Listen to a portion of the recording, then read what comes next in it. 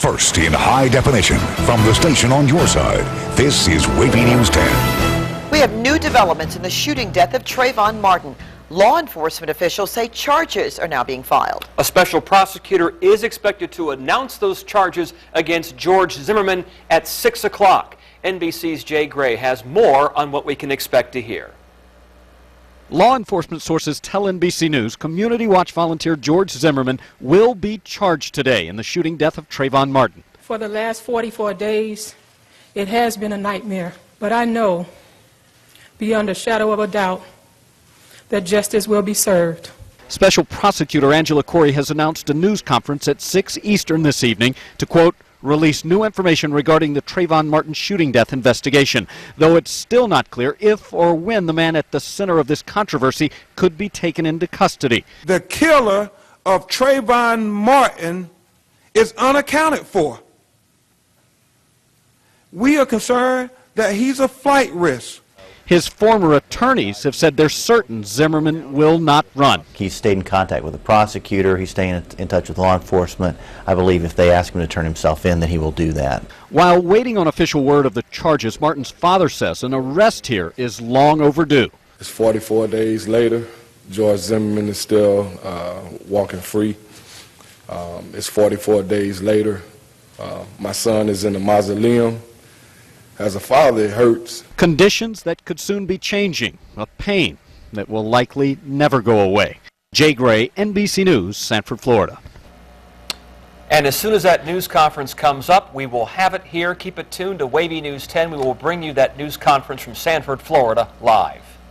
Now to breaking news. We have just learned that 2 U.S. Marines were killed in a helicopter crash in southern Morocco.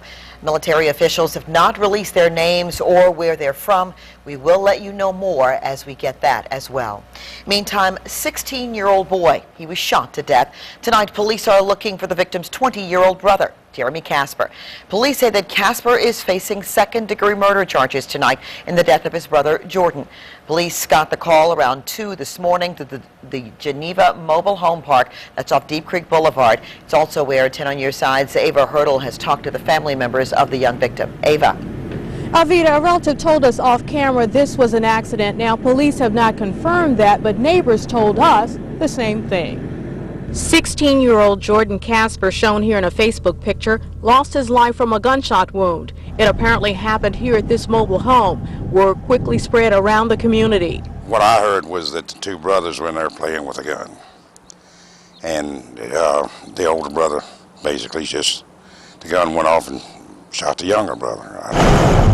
Bill Herring says if what he heard is true, it's hard for him to swallow. But I'm sure that this young man did not mean to shoot his brother. I mean, that's just the furthest thing from my mind, and it had to be an accident. Daniel Barr, who lives nearby, says both brothers are extremely close. We used to hang out, walk up and down the street, see him working on bikes and stuff back there, playing video games, just normal brother stuff. Same thing as I do with my sons. He admits it's unbelievable because he always found them to be friendly, outgoing, and never disrespectful. But another neighbor told us this. We had went to the office and told the lady that the kids either party or whatever to do. Time one car leaves, the other car comes back. They're in and out, in and out. It stopped for a while. She says this is a tragedy. Again, Chesapeake police are looking for an older brother, 20-year-old Jeremy Casper, in connection with this deadly shooting. We're live in Chesapeake. Ava Hurdle, 10 on Your Side. Thank you, Ava. Meantime, the victim's mother works at Lawrence Pharmacy. The Chesapeake business issued this statement. Her entire family is in our prayers, and we are here to support Kim however she needs us. Recovery efforts continue tonight following Friday's jet crash in Virginia Beach. Then on Your Side's Art Kahn has been covering this story since the plane went down. He is live at the Mayfair Muse Apartments. Art, this is a time-consuming process. Yeah, it is, and you know, we're here at the scene right out in front of the entrance of the Mayfair Muse Apartments, and things are relatively quiet right now, but I'm going to tell you something, it's been pretty busy here today. Both of the F-18's engines were recovered and have been removed from the site. Still, there's a lot of wreckage out here that has to be removed, and crews are going to have to remain mindful of the potential environmental hazards of that operation. At around 3 o'clock Wednesday afternoon, the second engine of the downed F-18 was lifted from the wreckage and lowered into an airtight container to be returned to Naval Air Station Oceana. The job of recovering the charred remains of the jet is not without hazards. Look closely and you can see firefighters spraying water on the wreckage in an effort to prevent contaminated particulate matter from being released into the air as they cut the engines free. Crews are also using floor wax to prevent airborne contamination. The floor wax coats the carbon fibers on the aircraft and then makes them heavy and keeps them together so they don't break up and become airborne. Monitoring devices have been working around the clock for about 5 days to make sure there are no hazardous materials or gases released into the air or soil from the wreckage. Because of that manipulation, if there's any increase of fibers, we want to know that. We're not finding any of that readings. These levels have been low. They were low yesterday for some time, yet you continue to monitor. Why are you doing that? Well, we want to ensure the public safety here. We've been actively monitoring with the EPA as a third-party regulatory body, so it's not coming from the fire department, it's not coming from the Navy, it's coming from the experts. Although contamination levels are well below anything that poses a threat, recovery crews line up to have their boots washed before leaving the area. All of them. We don't want the dirt, the contaminants out there taken into our food tent, taken into our command tent. The Navy expects to have all of the wreckage recovered by the end of the week, but has not provided any details on a timeline for that operation. Yeah, that last video you were looking at in the story were the engines being trucked off the property late this afternoon. They went right through here and then straight off Bird Neck Road and headed back to Oceana Naval Air Station. There was another recovery operation out here today, one that might surprise you. We'll have that story for you coming up tonight at 6. In Virginia Beach, Art Kahn, 10 on your side. We'll see you then. Thanks, Art. The victim says that someone knocked on their door and showed a badge, so they let them in. But apparently law enforcement wasn't trying to come in. Virginia Beach police are now investigating this as a home invasion. It happened on Sunday around 11:30 p.m. on Liberal Arts Court that's in the Campus East neighborhood. Detectives say the suspects had weapons. Police say the suspects stole from the people inside the home and ran. He was elected in 1969. Now, Chesapeake Sheriff John Newhart is retiring. Sheriff Newhart will end his nearly 43-year career on September 30th. And in a letter to the citizens of Chesapeake, Sheriff Newhart says, quote, "My goal has always been to travel when I retire, and I have decided to do this while my health still allows it," end quote. Jim O'Sullivan will take over sheriff duties. Fear and panic across Indonesia tonight. A massive earthquake and aftershocks sent people scrambling into the streets and to higher ground. Initial reports suggest there was minimal damage. The earthquake hit in the same region as the devastating 2004 Indian Ocean tsunami. The Pacific Tsunami Center in Hawaii immediately issued a tsunami warning after today's quake. It was canceled several hours later. Well, hundreds stood outside for hours in Suffolk. Find out what they were waiting for. New at 5:30. Papers pulled. How the president of Christopher Newport University is responding to the removal of copies of the school's newspaper as prospective students walked around campus. And witnesses say some parents covered their children's eyes, others just stared. We'll tell you about the unusual incident at one of America's airports. And unusually cool out there. We've got temperatures right now into the mid-50s. These temperatures are about 20 degrees cooler than they were yesterday at this time. How about overnight? How about on for the rest of the work week and the weekend? Find out in just a few minutes. You're watching WAVY News 10 at 5 with Tom Shad, Nicole Ribas, and Super Doppler 10 Chief Meteorologist Don Slater.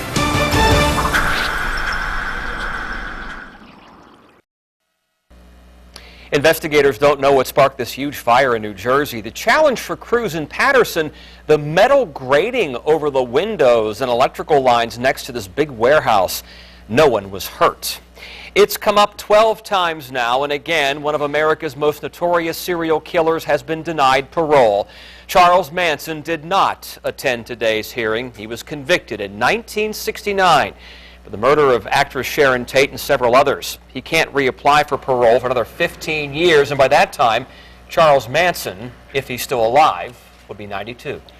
Travelers say they witnessed something shocking and unexpected at Denver International Airport. Witnesses say a woman lit up a cigarette at the gate yesterday morning. When security asked her to put it out, she stripped down and got naked right in the middle of the concourse. Once she stopped smoking, nothing happened, and then all of a sudden she just starts getting undressed. Out of the blue for absolutely no reason whatsoever. No one really noticed her at first because people were trying to get on their planes, and then about 2 minutes later, everybody realized she's butt naked. Paramedics took the woman to the hospital for a mental health evaluation. Police say the woman will not be arrested and she's not facing any charges.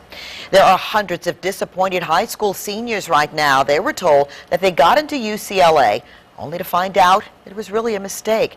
The school sent acceptance letters to 894 students who were actually on the waiting list. UCLA apologized to the students and parents who were sent those letters. The university said the error happened when admitted students and students on the waiting list were sent updated notices of provisional financial aid. UCLA says it failed to delete a line that read, "Once again, congratulations on your admission." Well, what would you do if you came face to face with this? See what a California man did when he walked out of his home and saw a black bear. It was an attempt to protect the university's image, but today at Christopher Newport University, student says the school's move did more harm than good. Details next.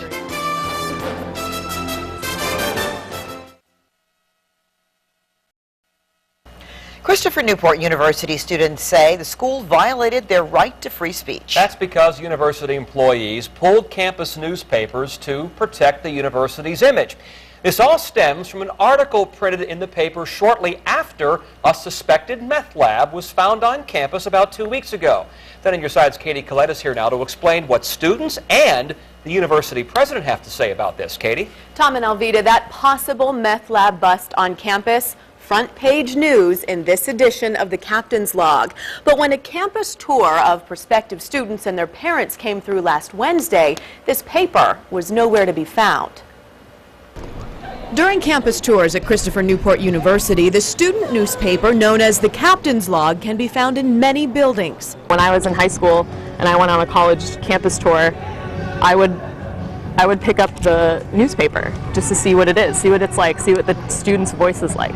But Emily Cole, editor-in-chief of the Captain's Log, says 1 week ago the CNU student's voice was silenced. 2 of my editors texted me and let me know that papers were missing. Emily investigated and found a university employee who removed hundreds of papers. He said that he had been told by the administration to take the papers away from the stands and hide them, essentially.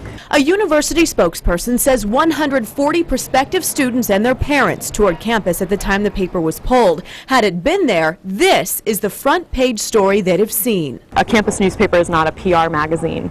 We're not going to cover something just for the sake of it making the school look good, but we also don't cover things to make the school look bad. We just cover what's newsworthy. Emily demanded the papers be restocked and fired off an email to University President Paul Tribble. Shortly after, Tribble released a statement to students saying university employees acting on their own initiative removed copies of the paper from stands. He says those behind the move were young employees who love CNU and were concerned the meth lab article would create a bad impression for visiting prospective students. Emily disappointed in Tribble's response. It was pretty offensive to me because it made it sound like I don't love CNU, and as the newspaper staff, we don't love CNU, so we cover the meth lab story. That's not the case at all. The school did more damage by removing papers than the meth lab story ever would have done. And in his statement, Paul Tribble says those responsible for removing the papers have been disciplined. Of course, we're still working to find out who exactly ordered the removal. Tribble is out of town this week and will not take our calls to answer our questions, but we will continue working to get answers for you. Katie Collette, 10 on your side. One more note here. Workers returned the newspapers to the racks immediately after Emily complained. They were not back in time for the first tour of students. A second tour took place later in the afternoon with the newspapers back on the shelves.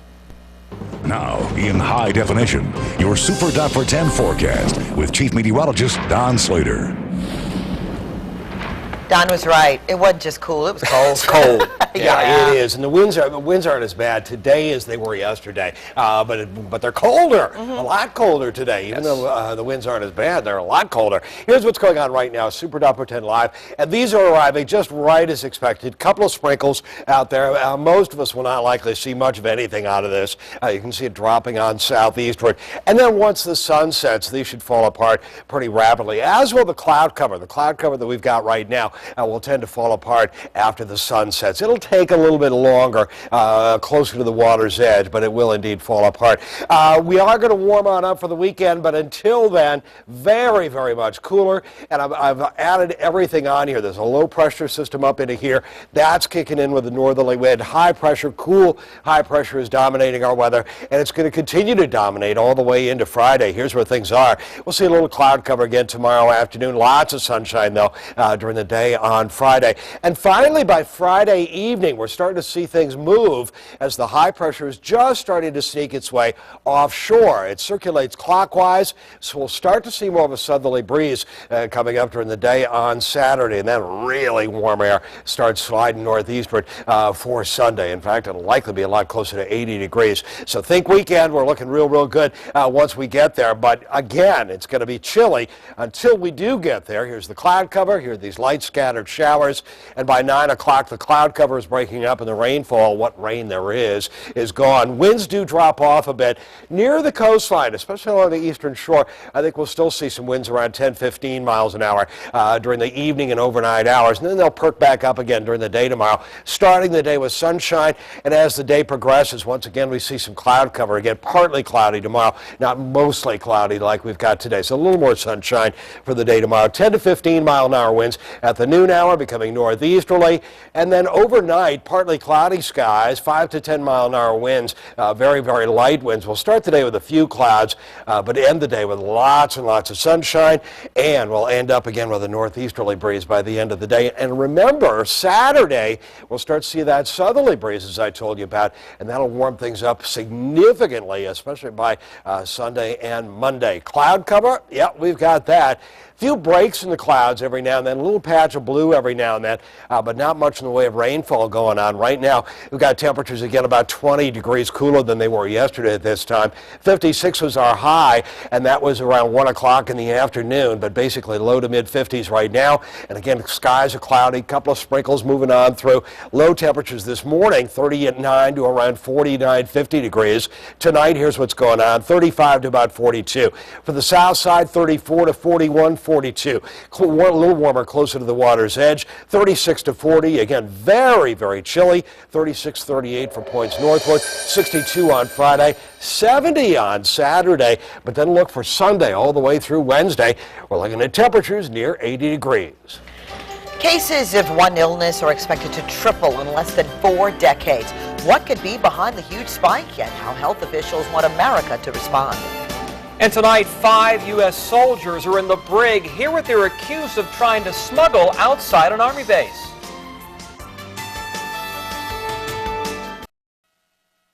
The number of adults suffering from dementia is expected to triple by 2050. Right now, 35 million people nationwide or worldwide have the illness. A new report from the World Health Organization finds the number of patients with dementia should reach 115 million by 2050. Part of the spike is attributed to the fact that people will be living longer in lower and middle income countries. The report calls for more national programs designed to address dementia, prevention and treatment, as well as increased support for caregivers. A new Army lab near Detroit is working on fuel cells and hybrid systems for combat vehicles. Federal officials want to generate enough renewable energy by 2025 to equal the output of 3 nuclear plants. The military uses about 2% of all U.S. energy consumption. The Pentagon says by reducing the use of fossil fuels, it'll make the military more efficient and save lives because many casualties involve convoys hauling fuel to battle areas. This is really pretty wild. A man walked out of his front door and came face to face with this 400-pound bear. You'll see and hear from him coming up next. And then police say an ice cream truck driver was selling more than popsicles to kids. You'll find out what landed him behind bars.